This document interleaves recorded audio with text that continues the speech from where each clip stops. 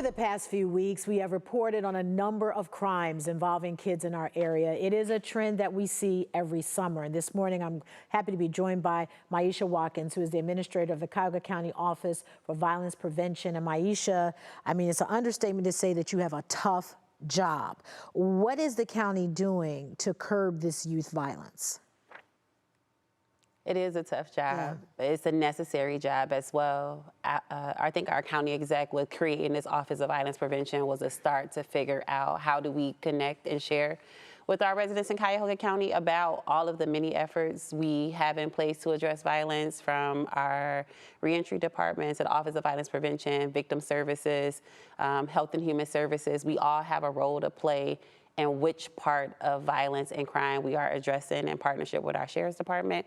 And so there's many things, but this Office of Violence Prevention, one of the things that we're doing as it relates to young people and all people who have accessibility to firearms is our Safe Storage Pilot Program to ensure that if we can't remove all guns from the streets, how can we provide awareness and education and safety mechanisms to be able to save lives? What are you finding with young people? Do you ever hear, because I know you know about this very well, what are you hearing the reasons behind why is this happening so much? Because we're going from, it used to be 17 and 18. Now we're reporting a 12-year-old shot someone, a 13, 14. It's getting younger and younger. So what do you think is happening?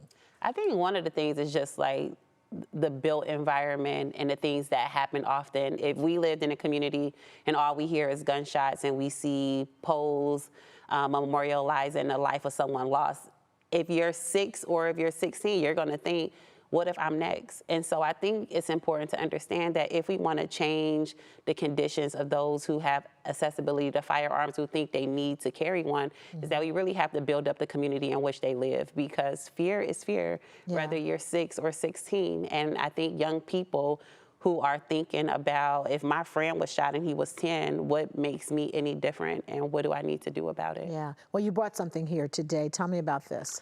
So in collaboration with the Academy of Medicine, Cleveland Public Libraries, and the Office of Violence Prevention, shout out to State Representative Darnell Brewer, we created this program called Safe Storage, and we're partnering with Glenville Library, Harvey Rice, and the Lorraine campus to provide gun safes and locks to any resident who needs them, and they're free of charge. And in addition to that, we're offering safe storage and safe gun handling classes in partnership with Parma Armory. And so residents can come ages 3 up into whatever age you are.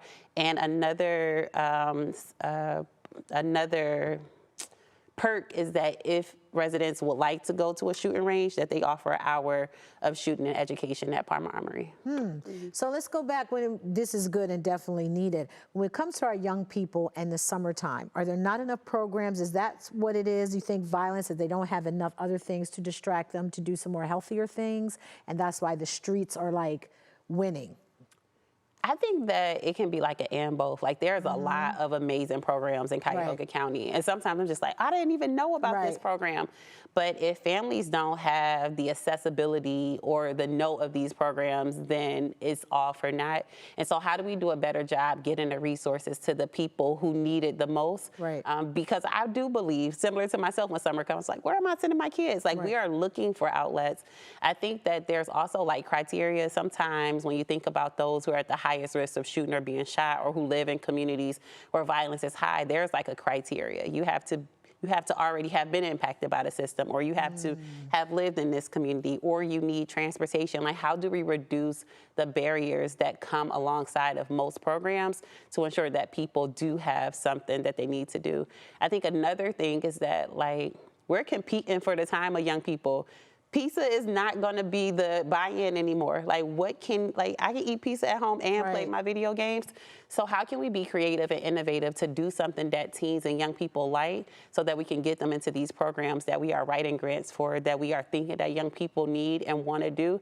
It's just not that easy anymore. Yeah, very challenging. But again, the reports of all this violence, and I know the office is doing what you can to do that, but also getting that information out to the parents, you know, about these programs are available. And hopefully this will decline, you know, soon. Hopefully we'll see a decline in all these shootings. And we are all across the country. Community violence intervention organizations are working collectively to really center youth voice. Like, what do you want to do? Like, we can't continue to think for you. A lot of young people think that we're corny and aged out. So listening to them, the People's Office, Project Ripple, does these teen takeovers where they're bringing together 70 to 100 teens in any said neighborhood in Cleveland and creating activations and structured and safe environments for them to engage in. And it's really dope when you listen to young people and allow them to do the things that they want to do. So more things like that are happening. Well, Myesha Watkins, I thank you for being here, and I thank you for the work that you're doing to curb youth violence, because it is a major issue in the county. And hopefully, like I said, we'll see a decline. Absolutely. All right, thank you, Myesha. Brissa, that's it. Back to you. All right, thanks so much, Tanita. A lot of good coming out of that. Thank you so much.